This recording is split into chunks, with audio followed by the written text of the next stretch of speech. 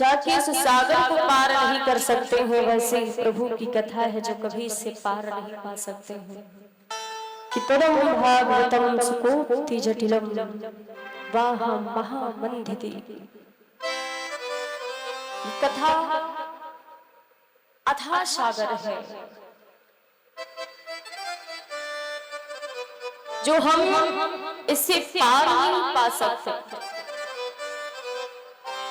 कितनी कोशिश क्यों ना करें, लेकिन नहीं, बोला नहीं जाता, होता वही है जो हरि की इच्छा होती। ये सब प्रभु की गुरु के आशीर्वाद। अगर प्रभु ना चाहे तो कोई भक्त भगवान का नाम ले ही नहीं पाएगा। देखते बहुत लोग लेके माला बैठ जाएंगे जाप करने के लिए माला बैठे हैं, जाप तो कर रहे हैं, बीच में नींद आने लगी, माला छूट के गिर गई। तो भैया माला का जाप जब भी कर पाओगे जब हरि की इच्छा होगी, बिना उनकी इच्छा से कर कुछ नहीं पाओगे।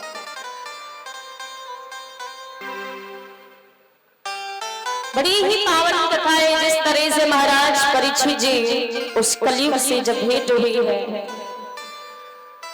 कलयुग ने अपने भीतर के वो गुण भी बताए कि आज इस कलयुग में और पहले के समय में बहुत फर्क था। कलयुग ने ये भी कहा कि पहले के समय में अगर मानसिक बल से अपने मन में यानी कोई गलत सोच भी लेता था कुछ भी, तब भी उसे पाप लगता था। पर इस कलयुग में सोचने से पाप नहीं लगता। जब तक व्यक्ति कोई गलत कार्य करता नहीं, जब तक अधर्म के मार्ग पर वो व्यक्ति चलता नहीं है, तब तक उसे पाप लगता नहीं है, सोचने से नहीं होता। और कलयुग ने ये भी बताया कि पहले के समय में साधु संत महात्मा बैठ करके वर्षों तक तप करते थे कि हमें मुक्ति मिल जाए, हमारा मोक्ष हो जाए, हमारा कल्याण हो जाए, लेकिन नहीं मिल पाती थी। बड़ी मेहनत करनी पड़ती थी, बड़ा संघर्ष था तब के समय में। आज के इस कलयुग के समय में इतनी मेहनत नहीं है। मुक्ति अगर पाना है तो एक बार ही राम का नाम ले लिया जाए तो समझ लो तभी हमारा कल्याण हो जाएगा। कलयुग ने जब अपने गुण बताए हैं तो महाराज परीक्षित ने कहा, ठीक मैं जान गया तेरी अंदर गुण है, लेकिन तू यहाँ नहीं रहेगा। तो कलयुग ने कहा, आप बताएं हम कहाँ रहें। तो कलयुग के बार बार कहने से महाराज राजा परीक्षित ने कलयुग को रहने के लिए स्थान दिए हैं कि जिस जगह जुए बाजी होया और झूठी कपड़ियां चलती हो और वेश्याएं जहां निवास न हो, मद की प्यालियां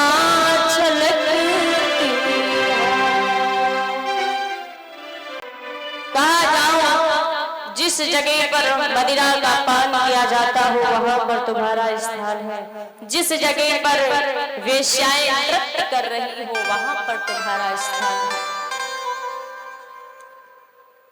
और कहा जिस जगह पर भगवान का भजन ना किया जाए, गुरु का मान ना किया जाए, वहां पर तुम्हारा स्थान है। तो कलयुग ने बार बार कहा, मुझे आपने सब ऐसी जगह दी, अरे कृपया करके एक कोई अच्छी भी जगह दे दो। तो बार बार कहने से कलयुग के उसे एक स्थान श्रोण में दिया। श्रोण माने होता सोना, और सोना भी कई प्रकार का है। एक सोना तो ये होता जो आजकल हमारी माताएं पहले सोने के गहने पहनती, वैसे तो कहते इन सोने के गहनों में कलयुग का वास नहीं है, लेकिन फिर भी यदि कोई भी वस्तु सोने की लेके जब आना चाहिए तो सबसे पहले पहनना नहीं चाहिए, धारण नहीं करना चाहिए, पहले भगवान के चरणों में समर्पित करना चाहिए। इसलिए अगर थोड़ा बहुत कलयुग का अंश होगा तो भी चला जाएगा, प्रसाद बन जाता है। लेकिन आजकल भी चीज कोई मार्केट से लेके आता रहता जल्दी पहले खुद पहने, भगवान तक कौन ले जाएगा। एक सोना वो होता है जो हम लोग निद्रा लेते हैं, नींद लेते हैं, उससे सोना बोलते हैं। तीसरा सोना अधर्म से कमाया हुआ। तो कलयुग को जब रहने का स्थान दिया, कहा कि जो अधर्म से कमाया हुआ सोना है उस सोने में तुम्हारा स्थान है। उस कलयुग ने जब सुना, वहां से तो चला गया महाराज परीक्षित ने। कलयुग को रहने के स्थान लिए वहां से वापस जाते हैं। पृथ्वी रूपी गाय, धर्म रूपी बैल जो थे दोनों, उन दोनों को समझा करके वापस भेज दिया। जब वापस भेजा गया है, महाराज परीक्षित अपने राज दरबार में पहुंचे। और जब राज दरबार में पहुंचे तो एक दिन की बात है कि महाराज की जो पूर्वज लोग थे उनकी पुरानी संदूक रखी थी। उन संदूकों को खोला, उसमें सोने से जड़ा एक बहुत सुंदर मुकुट रखा है। देखा परीक्षित जी को बड़ा सुंदर लगा। वही कहते ना कि विधि का विधान है, जो होने वाला है ना जीवन में वही होगा। मुकुट क्या ध्यान है, परीक्षित जी के पास था, लेकिन वो मुकुट उन्हें बड़ा सुंदर लगा। मुकुट निकाला, सर पर बांध लिया और वहां से फिर चले वन की ओर घूमते। जब भ्रमण करते हुए जा रहे हैं, कलयुग ने देखा तो कलयुग ने सोचा यही अधर्म से कमाया हुआ सोना है। उस था किसका? जरासंध का। भीम ने जिस समय जरासंध का अंत किया था तो वे मुकुट अपने साथ ले आए थे। चाहते तो जरासंध के बेटा सहदेव को भी तो दे सकते थे, पर नहीं, अपने साथ ले आए। वही कहते अधर्म से कमाया हुआ सोना है जो ले करके आए सर पर, वही आज परीक्षित जी वाले जा रहे हैं। कलयुग ने देखा, लगाई है छलांग, राजा परीक्षित के मुकुट में प्रवेश कर जाता है।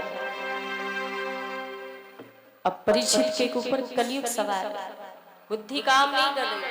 आजकल भी अगर कोई काम करना हो, किसी की बुद्धि ना करे काम, तो हमारे बड़े बुजुर्ग लोग कहते हैं कि लगता कलयुग सवार है इसके ऊपर, इसलिए बुद्धि नहीं काम कर रही। कहते कि नहीं कहते?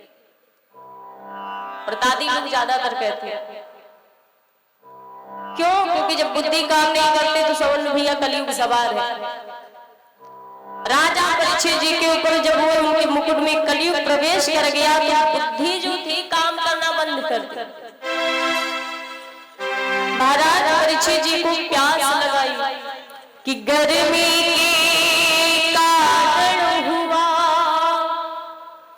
और प्यासा वहां मही जा पहुंचा संयोगी बसो लो वर्ष की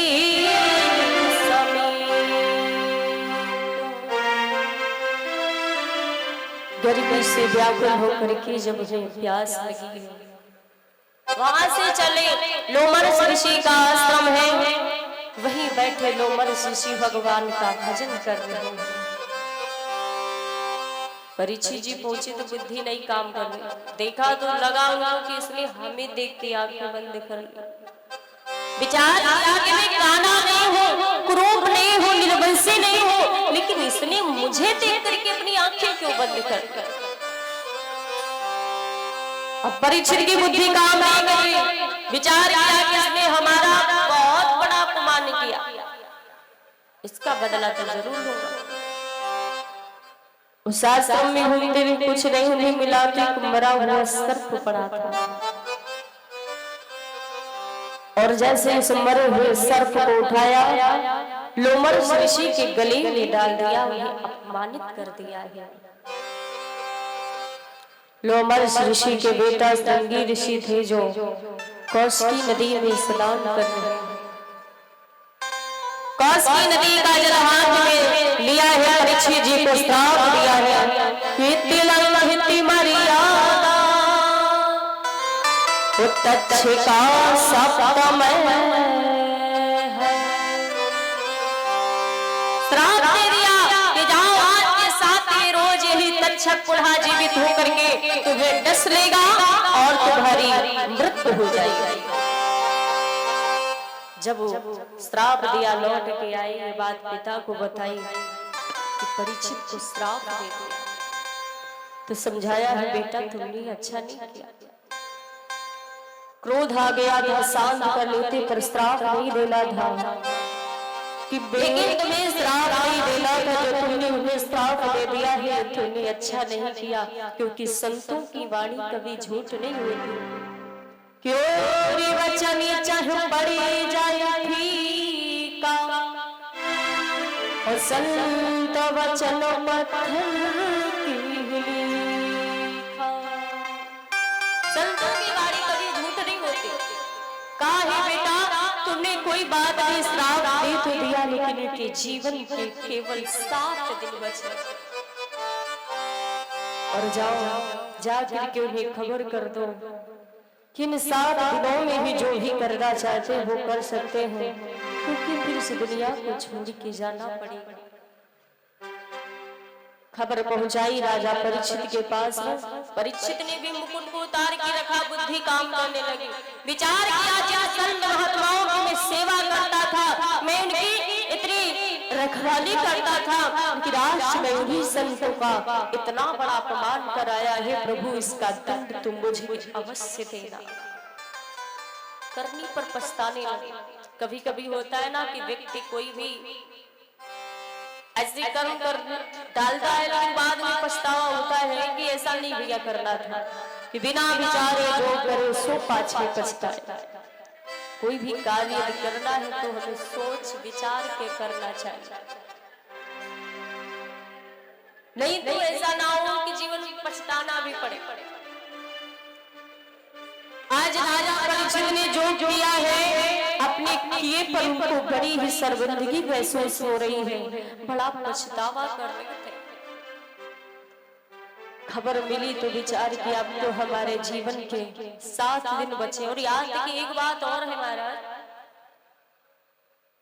ये 7 दिन का श्राप मिला परीक्षित जी को। परीक्षित जी को केवल श्राप नहीं था, हर व्यक्ति को मिला है, हर व्यक्ति को ये श्राप मिला है। 7 दिनों में हर किसी को मरना है, क्योंकि सप्ताह में कितने दिन होते हैं? 7। सप्ताह में दिन कितने होते हैं? 7। तो इन 7 दिनों के अंदर हर मानव को जाना है दुनिया से। तो इस श्राप परीक्षित को नहीं, हम सभी को मिला है। राजा परीक्षित अपने बेटा जन्मेजय को बुला करके उसका राज तिलक किया है। आभूषण पहने थे उतार करके दे दिए, राजसी वस्त्र उतार करके रख दिए। उनके शरीर पर केवल एक लंगोटी है, वो लंगोटी धारण करके वहां से जब चली गंगा के किनारे जाने लगी तो गुनगुनाते हुए जा रहे कि इस शरीर को मैंने अपना समझा था, और आज मुझे पता चला है कि अपना नहीं है, हमारा आत्मा शरीर एक मिट्टी का खिलौना है, जिसे एक दिन मिट्टी में मिल जाना है। ईमान मेरा कहना नहीं तो पछताएगा, वो माटी का खिलौना माटी में मिल जाएगा। ये हमारा आपका शरीर एक मिट्टी का खिलौना है, जिसे एक दिन मिट्टी में मिल जाना है। राजा परीक्षित जी गुनगुनाते हुए जा रहे हैं कि मैंने इसे अपना समझा था, पर आज हकीकत में पता चला कि ये शरीर अपना नहीं है, किसी काम का नहीं है। अरे जब तक इस शरीर में श्वास है तब तक तो बहुत काम का है, लेकिन जिस दिन शरीर से श्वास निकली ना तो लोग यहाँ से ले जाने की भी बड़ी जल्दी करने लगते। एक पल कोई रखना भी नहीं चाहता। दोबारा जी हमारा शरीर किसी काम का नहीं है। परीक्षित जी कहते हैं